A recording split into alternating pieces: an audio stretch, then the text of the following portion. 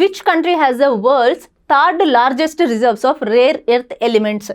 ప్రపంచంలోనే 3వ అతిపెద్ద అరుదైన భూమి మూలకాల నిల్వలను కలిగి ఉన్న దేశం ఏది?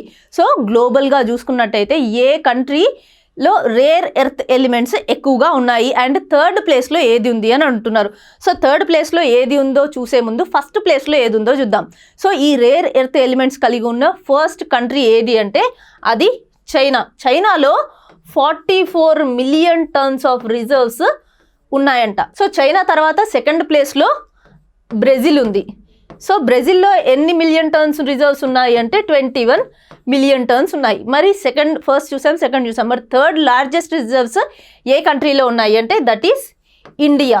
So India is having third largest reserves of rare earth elements. ఎన్ని టర్న్స్ ఉంది అంటే 6.9 million tons of rare earth elements మన ఇండియాలో అవైలబుల్గా ఉన్నాయన్నమాట. సో గ్లోబల్గా ఎంత రిజర్వ్స్ ఉన్నాయి అంటే nearly 90 to 110 million tons of reserves గ్లోబల్గా ఉన్నాయి. సో అందులో highest place China, second place Brazil, third place వచ్చేసి ఇండియా.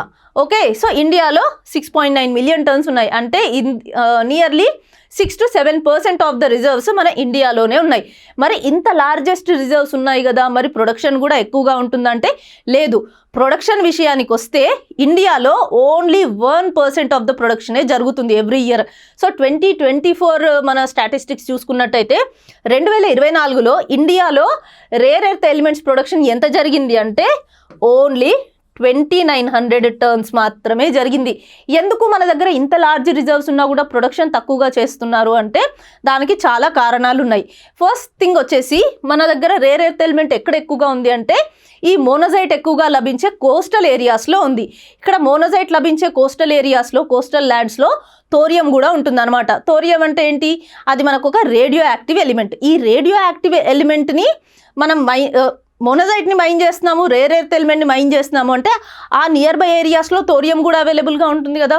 సో థోరియం ఎక్స్ట్రాక్షన్ అనేది అంత ఈజీ కాదు, that is a risky thing. So ఈ కారణంగా కూడా మైనింగ్ ఎక్కువగా చేయట్లేదు.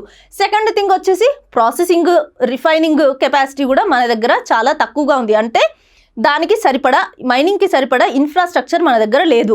అండ్ నెక్స్ట్ థింగ్ వచ్చేసి మన దగ్గర రెగ్యులేషన్స్ ఎక్కువ, చాలా స్ట్రిక్ట్ రూల్స్ అవన్నీ ఉన్నాయి. సో అది కూడా ఒక రీజన్. అందుకే మన ఇండియాలో ప్రొడక్షన్ అనేది చాలా తక్కువగా ఉంది. 6 to 7% రిజర్వ్స్ ఉన్నా కూడా ప్రొడక్షన్కి మాత్రం 1%, ఓన్లీ 1% ప్రొడ్యూస్ చేస్తున్నాం ఎవ్రీ ఇయర్ చూసుకున్నట్టయితే.